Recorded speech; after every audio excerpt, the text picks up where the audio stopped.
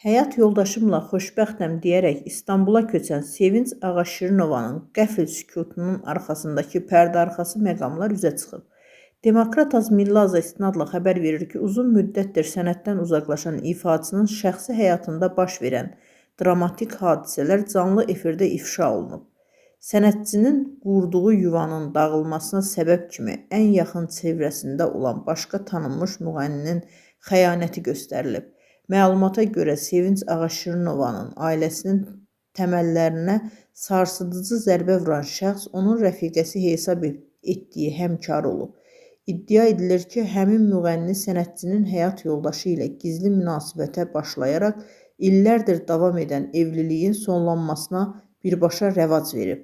Bu qalmaqallı açıqlama Tarixin Bir Günü proqramında aparıcı Tolik və aktrisa Sona xanım Əliyeva tərəfindən gündəmə gətirilib. Onlar sənət aləmindəki bu xəyanətin təfərrüatlarından bəhs edərək Sevincin niyə birdən-birə karyerasına son qoyub kənara çəkilməsinə aydınlıq gətiriblər. Şou-biznes nümayəndələrinin şəxsi həyatı hər zaman ictimaiyyətin diqqət mərkəzində olsa da, bu cür xəyanətin iddiaları cəmiyyətdə ciddi mənəvi müzakirələrə yol açır. Bir sənətçinin digərinin ailəsinə müdaxilə etməsi xəbəri sosial mediada böyük qınaq obyektinə çevrilir.